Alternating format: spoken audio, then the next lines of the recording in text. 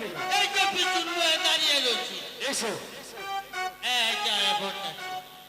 ছড়াছড়ি আয়া বললাম তাও তাই নেই। বাবা তাহলে করানি তো দেখি বেশি। এই যায় পড়ছি। তা কেমন আছো তুমি? মোটামুটি ভালোই আছি।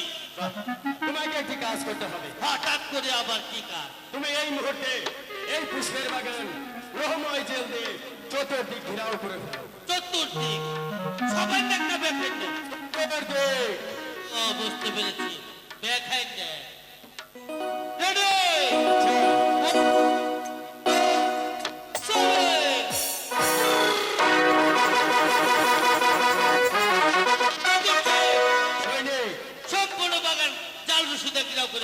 এখন ভালো করে দেখবে এই পুষ্পের বাগানে কিসের ছানা প্রবেশ করেছে।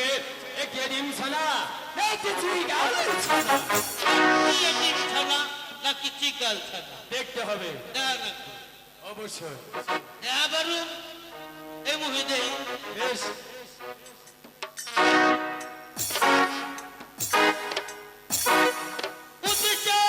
সৈনিক দেখতে পেয়েছি। কি পেয়েছো? কিছুই না।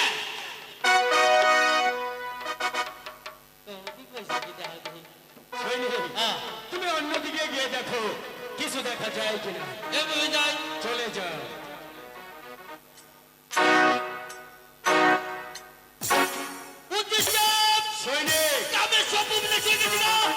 কি বলছো তুমি? সৈনিক সারা জীবন শুনেছি কাজে সর্বনাশ হয়েছে। এই সভ্য বিনাশ তো বুঝতে পারলাম না। সভ্য বিনাশ বুঝেন নাই? বুঝতে পারিনি। ফাল দিয়ে দিচ্ছে নাপ, নাপ দিয়ে দিচ্ছে ফাল। কি বলছে? ফাল দিয়ে নাপ দিয়ে মুখে দিয়ে গেছে। তোকে কি দেখতে বলেছে?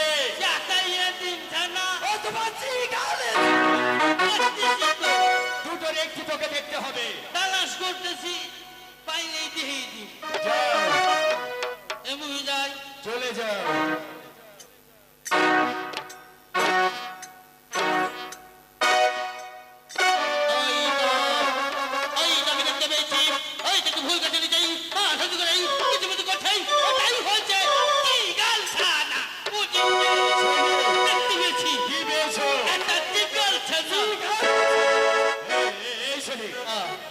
তুমি কি সত্য বলছো? সত্যই তো। আমাকে দেখাতে পারবে? অবশ্যই পারবো। কোথায়? আমার সাথে অগ্রসর হয়। ওই তো ওটাই হয়েছে চিকাল ছানা।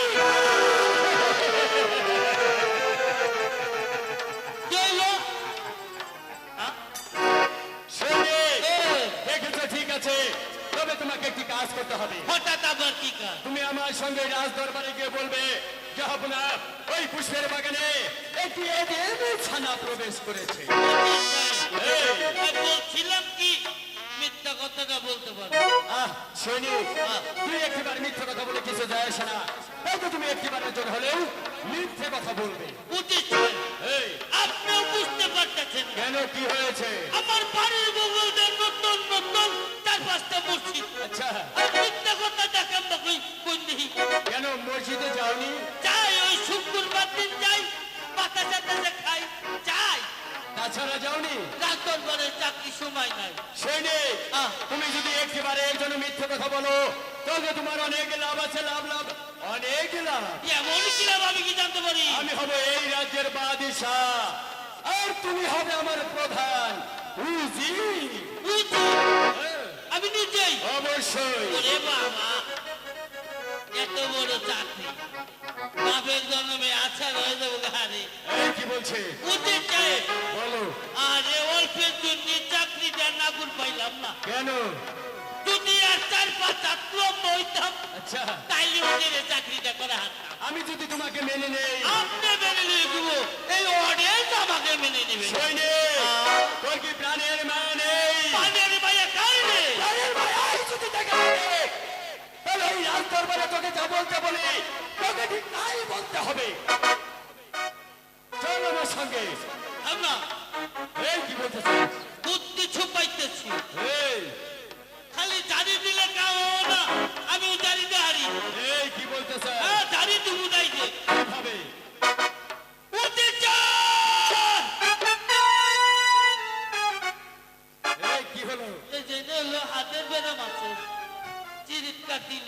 বাদাই সে করে কি গ্রেফতারি করে উঠে চাপ ছাড়ে দিলাম সৈনিক, আমার মনের বাসনা পূরণ করতে তোর মতো হাজারো সৈনিককে গর্দানি কেটে ফেলে দিতে পারে। আপনিও জেনে রাখুন, আচ্ছা। আপনার যুদ্ধবিদ্যা শিখেন, এ রাজ্যের একজন উচিত, আমি তখন যুদ্ধবিদ্যা শিখাই, এ রাজ্যের একজন সৈনিক। প্রয়োজনে যুদ্ধ ঘোষণা করবো। কোথায় বলে পিপিলিকার পাখা গজে মরিবার করে, তাই তো সে অগ্নিকুণ্ডে ঝাঁপিয়ে এসে পড়ে। ভুল উদিত সাহেব ভুল। আপনি যেমন একখানা অস্ত্র নিয়ে এসেছেন, আচ্ছা, আমি তেমন একখানা অস্ত্র নিয়ে এসেছি। বাহ, যুদ্ধ ঘোষণা করবো। আমি প্রস্তুত, কি তোমার সঙ্গে যুদ্ধ করব। আমার সঙ্গে অবশ্যই। যুদ্ধ করবেন তো ছুটা মরবেন। এই কি বলছো স্যার? হ্যাঁ, ডাইরেক্ট।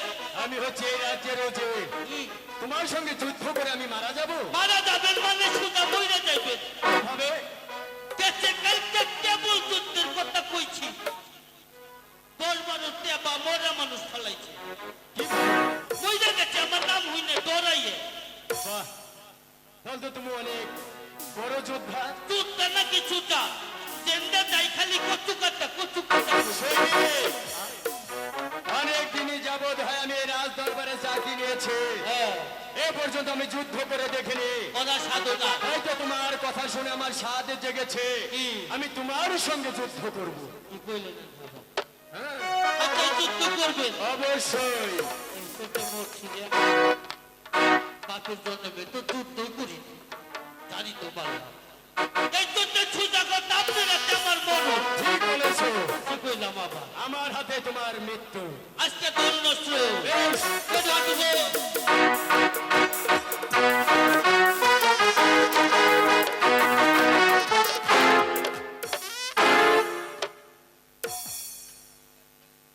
সৈনিক, তুমি আমার সঙ্গে থাকো, হাহি তো আর আমি তোমাকে অনেক ভালোবাসি। আমি কি কমবাসী?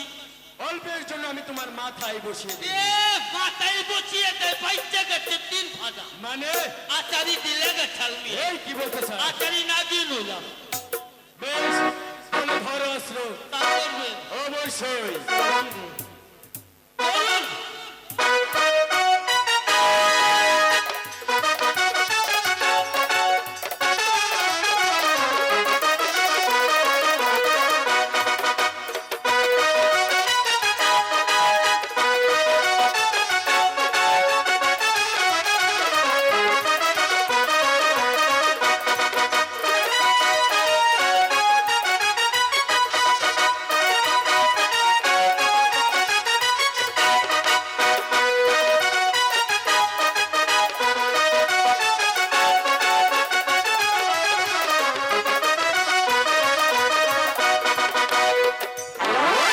সৈনিক, ওরে বাবাজি, এই কি হয়েছে তো? খাইতে দিচ্ছে।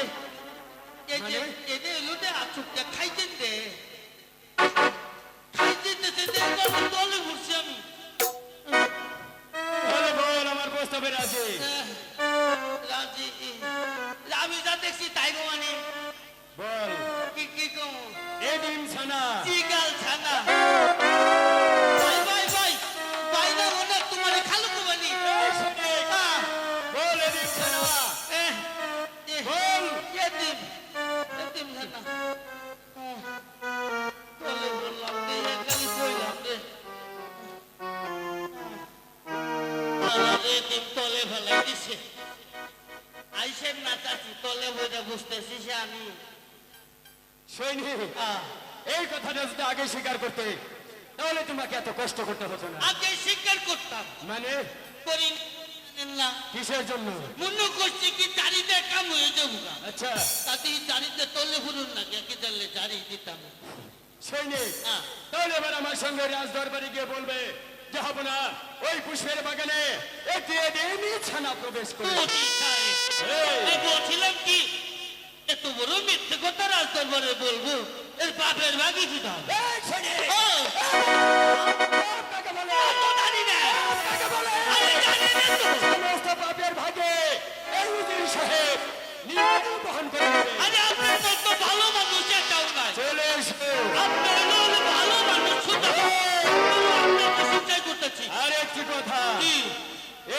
কথা যদি রাজ দরবার হতে জানতে পারে জানতে পারে তাহলে তার পরিণতি কি হতে পারে বুঝতে পারিস? সত্যি কি আপনি আমাদের গড়গড়ে দিবেন, এই কি বলছিস? গড়গড়ে দিবেন। তোর বরদান নিয়ে নেব।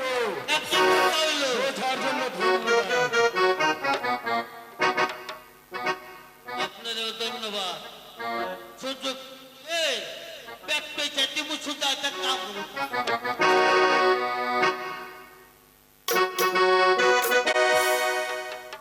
উজির সাহেবকে পাঠিয়েছি পুষ্পের বাগানে, কিন্তু উজির সাহেব এখন আসছে না কেন? জয় হোক জহবনার, জয় হোক বান্দা হাজির। উজির সাহেব বলুন জনাব। এবার সত্যি করে বলুন, পুষ্পের বাগানে আপনি কি দেখেছেন? ওই বেগমের কথা সত্যি না আমার কথা সত্যি? না মানে বলছিলাম কি যাবো না, আমার তো বলতে বড্ড ভয় হচ্ছে। আমি আপনাকে ভয় দান করছি, আপনি নির্ভয় বলতে পারেন। মানে বলছিলাম কি যাবো না বেগম সাহেব, অজয় সাহেব, আমি তো মিথ্যে কথা বলতে পারবো না। অনেক দিনই যাবৎ হয়নি আপনার হাতের অনেক রাজিকেও খানা খেয়েছি, তাই তো আমি মিথ্যে কথা বলতে পারবো না। আমি ওই পুষ্পের বাগানে যা দেখেছি কি দেখেছেন? আমি ঠিক তাই বলবো। আপনি তাই বলেন অজয় সাহেব। বলছিলাম কি যাবো না ওই পুষ্পের বাগানে, ওই পুষ্পের বাগানে, ওই পুষ্পের বাগানে একটি দেবী ছানা প্রবেশ। আমি জানতাম আমার কথাই সত্যি হবে। না বেগম, সরে যাও। আমি আর তোমার কোনো কথাই শুনবো না। এবার অঙ্গীকার অনুযায়ী তুমি প্রস্তুত হও। এই কে আছিস? জল্লাদকে দরবারে পাঠিয়ে দে।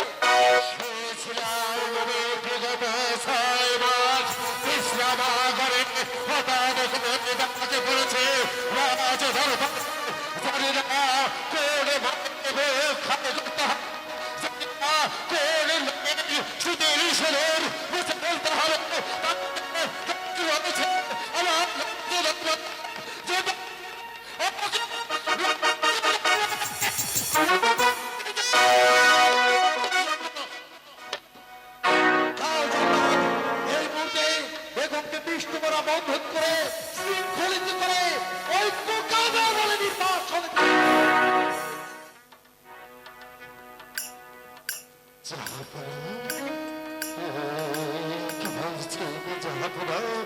আমি আমার মাকে বন্দি করব এবং নিয়ে যাব সেই কুকবে জঙ্গলে।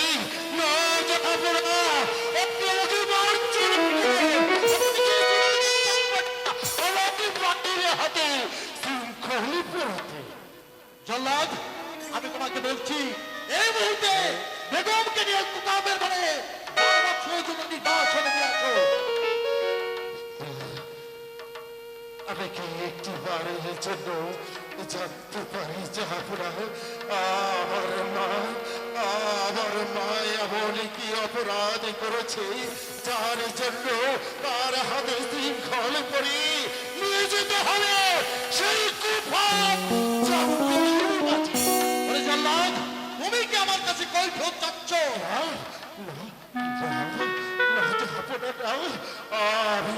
আমি সাধারণ একজনের জল্লাদ, আমি আপনার বেতন মুক্ত কর্মচারী। কিছুদিন আমি আপনার কাছে কৈফিয়ত চাইনি, শুধু জানতে চেয়েছি আমার মায়ের কি অপরাধ। জল্লাদ, আমি আর বেগম ওই চিনে কোঠায় বসে পাশা খেলছিলাম। পাশা খেলতে খেলতে বেগমকে আমি জিজ্ঞেস করলাম, বেগম আমাদের এই পুষ্পের বাগান থেকে ওই পুষ্পের বাগানে কি ছাড়া প্রয়োগ ফেলছো, তুমি কি একবার দেখেছো? বেগম বললো দেখেছি। বেগম বললো শ্রীকাল ছাড়া, আমি বললাম এই রিম ছাড়া। এই নিয়ে দুজনের মধ্যে তর্ক, তর্কর পর হয় অলঙ্কার। উল্লেখ থাকবে জানো, বেগমের কথা যদি সত্যি হয় তাহলে হলে আমি একটি বস্ত্র পরিধান করে, একটি বস্ত্র বুকে ধারণ করে, ভিক্ষে ঝুলে কাঁধে নিয়ে চলে যাবো এই রাজ্য থেকে অন্য রাজ্যে।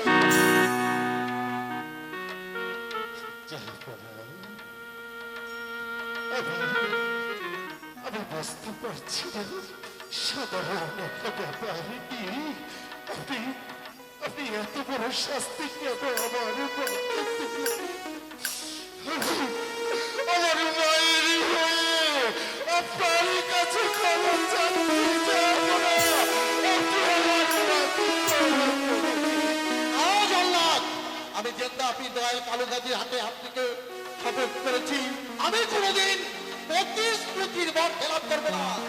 আমি যা বলেছি একবারই বলেছি, হাকিম বলে তো হুকুম করবে না। এ বলতে বেগমকে পৃষ্ঠপোষা বন্ধন করে টানতে টানতে নিয়ে যাও সেই কুকাবের আমি পারবো না যাবো না, কিছুতেই আমি আমার মায়ের হাতে শৃঙ্খল পড়াতে পারবো না। যে মা আমাকে ছোটবেলা থেকে তার কোলে পিঠে করে আমাকে মানুষ করেছে, সেই মায়ের হাতে আমি শৃঙ্খল পড়াতে পারবো না। জল্লাদ, বেগম সাহেবা তোমার মাতৃস্থানীয়, আর আমি আমার স্থান তোমার কাছে কোথায়?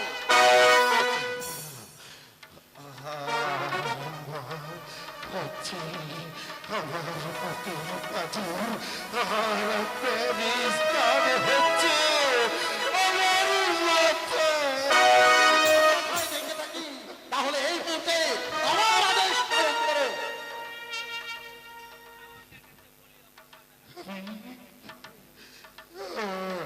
আমি কি করি আমার মায়ের সন্তান হয়ে আমার মায়ের হাতে আমি শৃঙ্খল পরাবো?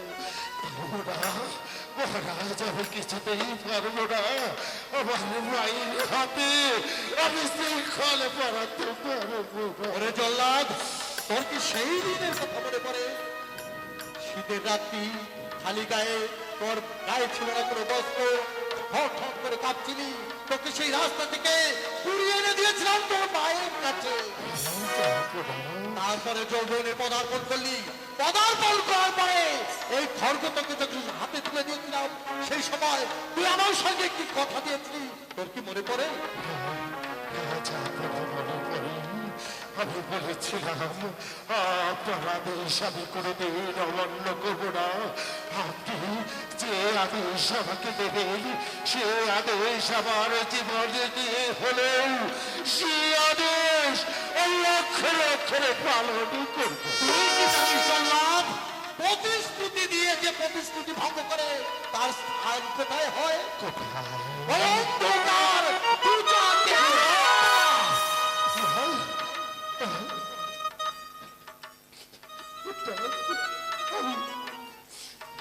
আমার জন্য আপনি আমার মা সেইটা সেটা আমি কিছুতেই চাই না। ওরে বাবা জল্লাদ, তুমি তোমার যা পালার কথা অক্ষরে অক্ষরে পালন করে বাবা।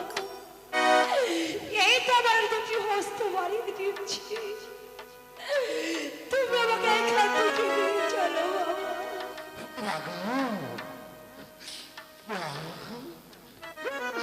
আমি কি করে হস্তে শৃঙ্খল পরাবো মা? যে হাতটি সেই ছোট্টবেলা থেকে আমাকে খাওয়াচ্ছে,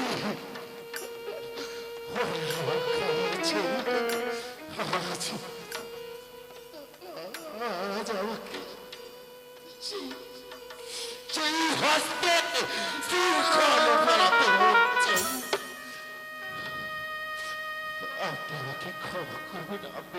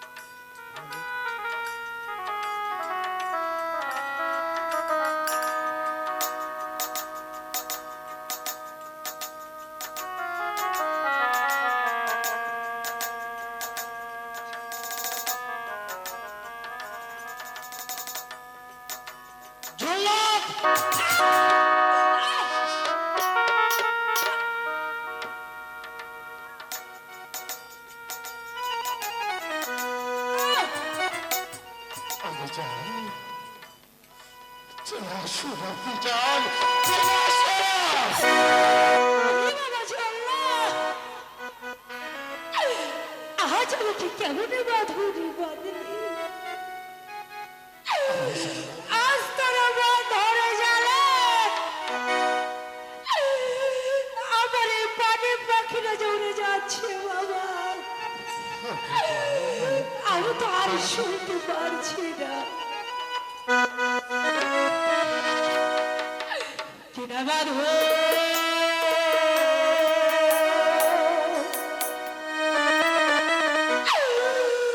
বাঁধলি এই মোর চল্লাদ রে, বাহাদুর পাগলি মন চললাম রে বাঁধলি এই মোর চল্লাদ রে,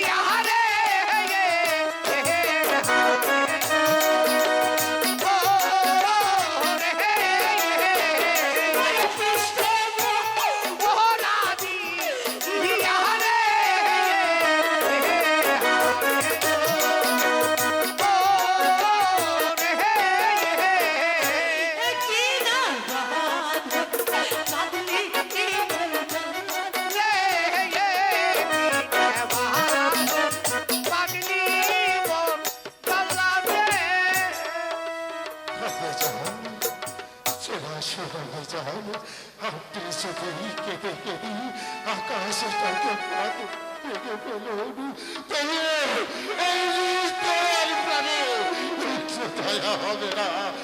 আসুন আপনি যান, আপনি আমাকে ক্ষমা করে দিন। আসুন ও বাবা জল্লাদ,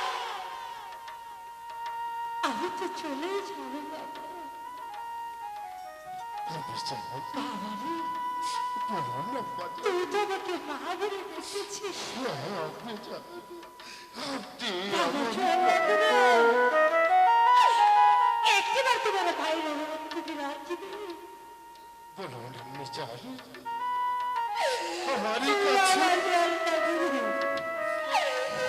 একটিবার যদি আমার হাতের বাঁধন খাবার খুলে দিতে, আপনি যান, সে যদি রইবে না, আমার স্বামীর জনগণের মুখ খানা দেখে আর তার পায়ের ধুলে দিয়ে আমি তবেই তোর সত্য চলে। কি বলছেন আপনি যান, আমি আপনার বাদন খানা খুলে দিচ্ছি।